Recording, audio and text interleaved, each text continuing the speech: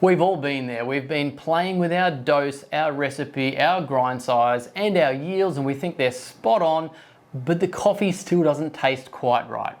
Well, you've got a clean machine, I'm sure, but have you looked at your grinder? There are things that you need to do to your grinder to make sure it's in tip-top shape, because it can have a negative impact on the flavor of your coffee. Now, I've got to admit, when it comes to issues in flavor of coffee, the last thing I look at is cleaning my grinder. I'll put my hand up. It's definitely my last thing to look at because they are just so reliable. They generally don't play up, but they can have a big impact on the negative attributes that you might get when dialing in a coffee. Now, we've talked about cleaning your machine and getting perfect recipes, and definitely that is a huge key to making beautiful coffee. But when it comes down to it, we know that grind consistency and grind quality is what affects espresso the most. And making sure that your grinder is in tip-top shape and understanding how to look after that is what I'm going to cover right now for you. At home, you would have one of two types of grinders.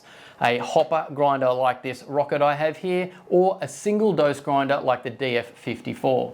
Now, they definitely have different maintenance cycles and different things you need to attend to when you're looking at the grinders. So I'm going to start with the DF54 first, the single dose grinder. It's a lot easier to look after, and I think that you could do a maintenance on this every single week and it would not be putting you out, and you'll make sure that you get a much better quality cup of coffee. Now, the first thing that you want to do before you start to touch anything on your grinder is turn it off and remove it from the wall socket. Do that with the DF grinder as well before you open it up. Some grinders have a great safety mechanism or a safety switch when you do remove the burrs that it cuts all of those things out, but don't rely on it. Remove the plug and you'll be super safe. The single dose grinder is so simple. There's not a lot to it. You basically have some sort of bellows which pushes through all the grind. You've got a popcorning or anti-popcorning device in the top there, which you can remove pretty easy. And then you get access to your burr set. Now, this is pretty similar on all single dose grinders. You may have a screw or something you need to loosen, but essentially once you get these items out of the way, you can just go as coarse as you like and keep spinning your top collar, which is usually attached to your top burr set, and you're going to get access to the bottom burr set and the chute where the coffee is going to come out. There you go. It's really that easy. So there's a couple of ways that you can clean this, and it will apply to the hopper grinder. So let me just talk about the easy things that you can do first. The first tool that I recommend is one of these brushes. It's got two different ends on it. It allows you to sweep up off the bench, especially if you make a bit of mess, but also this end allows you to poke right down into those little particular gaps. And if you've got a really tiny chute somewhere, you may need a bit more of a stiff sort of bottle style brush, but there are some caveats to that. You definitely don't want to stick a hard brush down a grind chute where there is an anti-clumping device, because if you break that device, you're going to have to get it replaced. The grinder will definitely not work properly and you'll have a massive static problem. So be careful of that. Be aware of what grinder you're pulling apart before you jam anything down the chute. But simply get the brush and just start to clean everything. Work your way through each individual blade on the burr set, going around the outside and coming in your top chute as well. On this DF54, if you take off this little screw, these two parts do come apart nice and easily, but just for this demonstration, I'm going to keep it a little bit quicker and just do this nice and easily. Now, when you are using a brush, you've got to make sure that you're not going to put any grind into your burr set. So perhaps getting a vacuum out and giving it a vacuum first will help you get the very light grind particles out of the way so that you don't bind up this quite fine thread when you're putting it all back together. I recommend turning the grinder upside down if you're going to use a brush so that all the mess falls straight out.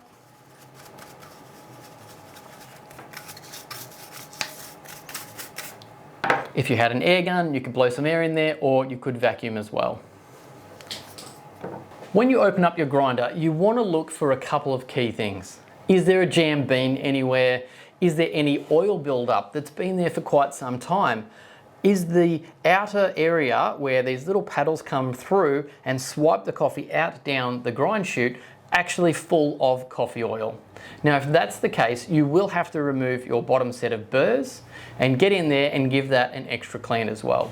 If you look at the bottom of your burrs and there's a lot of coffee in there, well, perhaps you need to increase the time frame of you actually getting in and cleaning your grinder more often, because once you get too much in there, not only will that retain bad quality coffee for a long term, it will actually start to help have more oils build up in that grinder and significantly reduce the anti-static issues or anti-clumping that you bought your grinder for, and you want to maintain that great quality grind as it's coming out through the chutes. Before you line up any burr set, you may have some sort of little indicator marks. Make sure you line those up before you pop them in on your grinder, and then you'll be able to get the full range of grind settings.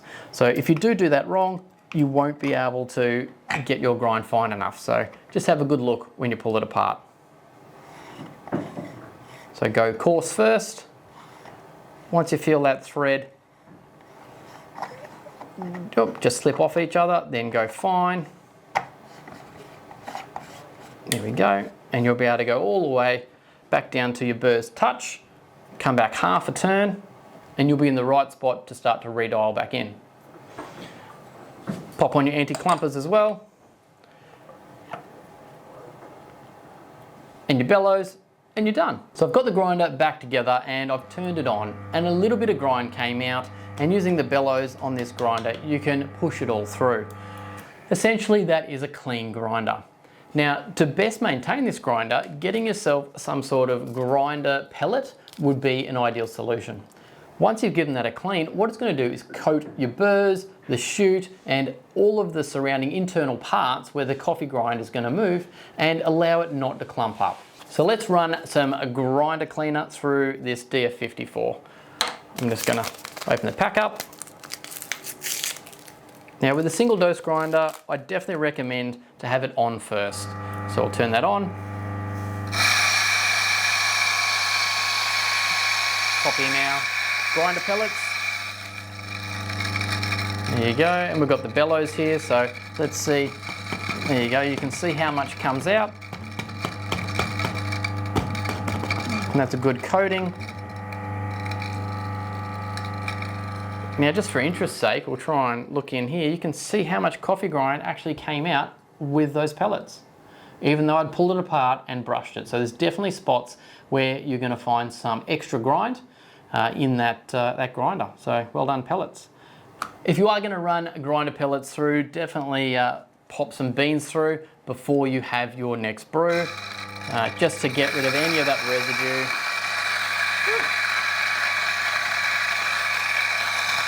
That one too.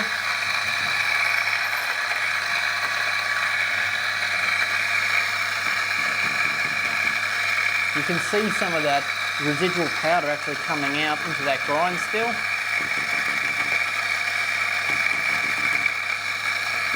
There we go. Always have a good look. I can see just a little bit on the top here, so I'm going to remove this and give it a little brush. Looks pretty good on the inside there. And you could wash this bellows as well, just with warm soapy water if you needed to, and let it dry. Definitely don't put it in the dishwasher.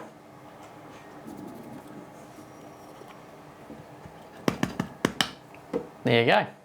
All ready for the next brew. Once you're done, give your grinder a bit of a brush off. Get rid of any of that grind that's hanging around. You could use a vacuum as well if you needed to, or you can get a little air compressor. I love a little bit of window cleaner and a soft cloth on a grinder to polish that chrome up nicely and help get rid of any of the fingerprints off the black, matte black, which seems to be pretty popular at the moment. And that one's done. So let's focus on the hopper grinder.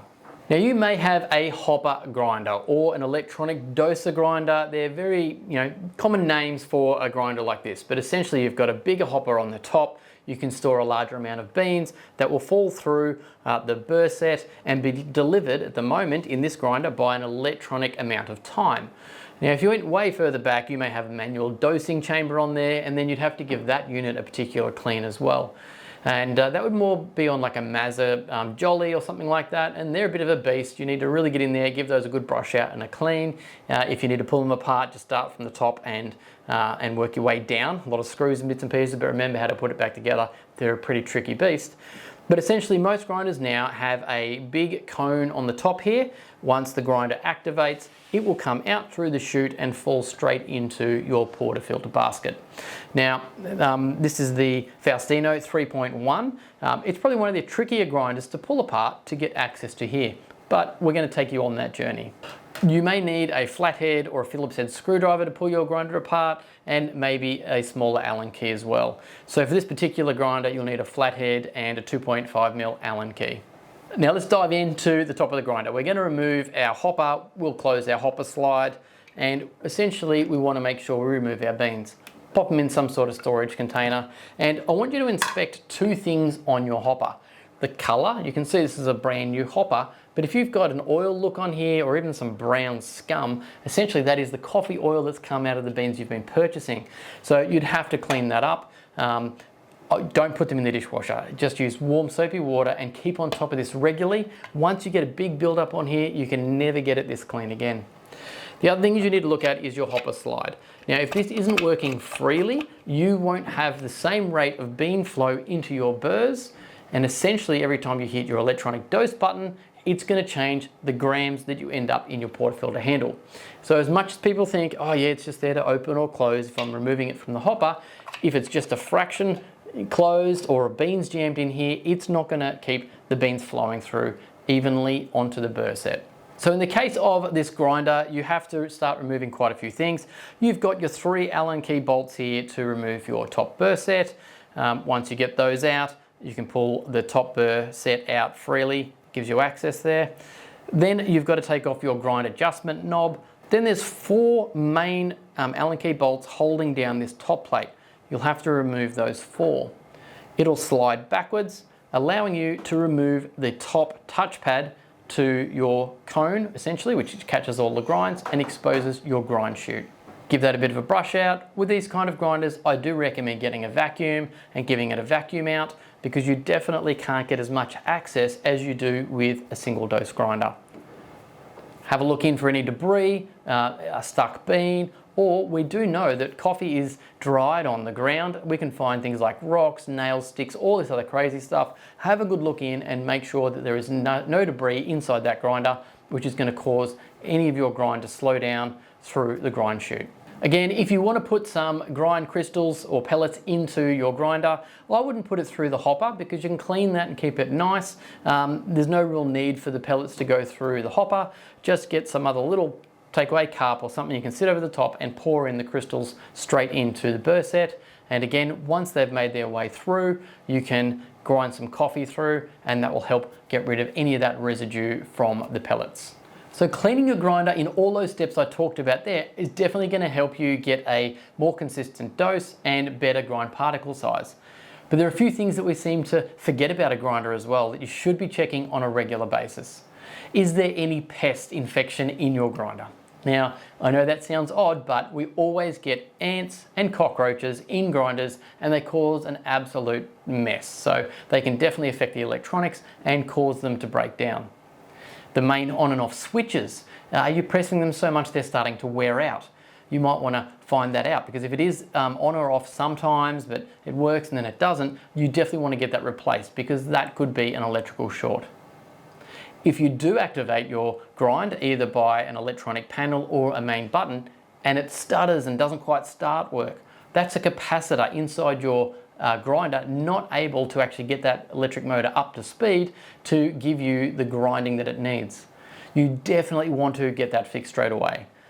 A poor capacitor can explode, cause lots of issues, so you don't want to have a fire in your house, but also it doesn't allow the burrs to run at a consistent speed, because the motor is running at variable speeds because of the capacitor not being able to supply the electric motor the current it needs to actually run.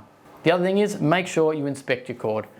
Did you bump it, knock it in your kitchen, drop something on it, who knows? Pull out the plug, have a look, make sure it's not burning out. There are a couple of little things that you can see visually that could show a sign of another issue with your grinder. If you pulled apart your grinder and it does have a safety switch, I do recommend testing that, and also just make sure that when you put your hopper back on, it is working in the right location. Every grinder has a little pin or a locator or something that's going to make that work. You can remove your hopper and use, I don't know, a skewer or something just to activate that, but make sure you're not putting your hands anywhere near that burr set. And again, if that is faulty or playing up, take it back to your local repair agent to get that one fixed straight away. At the start of this video, I did mention about something not quite being right in the taste of your coffee. And you couldn't really understand what that is. Well, if you happen to take off your hopper and it's full of mess, or your grind chute or your burrs, and they've got that really big build-up essentially of old grind and maybe a bit of oil on there, have a smell of it. Is that what you're tasting in your espresso? Because if it is, that's what you need to clean and get rid of. It has a unique little taste and a funny smell to it, but that could be the thing that is tainting that beautiful lot of beans that you just bought from a single origin or your local roaster that you just can't seem to get rid of. So hopefully that gives you an idea what to look for when your grinder does need a clean, or there's a funny taste that isn't quite right after you've done everything possible in cleaning your machine, dialing in your recipes, and trying to get that coffee perfect. Now, if you've got any questions about how to look after your grinder, I'm happy to answer those ones down below. I'm sure if you start a few comments there, everyone's going to talk about their different grinder and the little intricacies that are used around those particular grinders. So feel free to share those down below to help the community make sure that their grinders are working perfectly. If you really found this video useful, please share it with somebody that may need some help cleaning their grinder. Anyway, thanks very much for watching, everyone. We really appreciate your support. If you haven't yet, like and subscribe. We do appreciate it. We'll catch you next time. Cheers.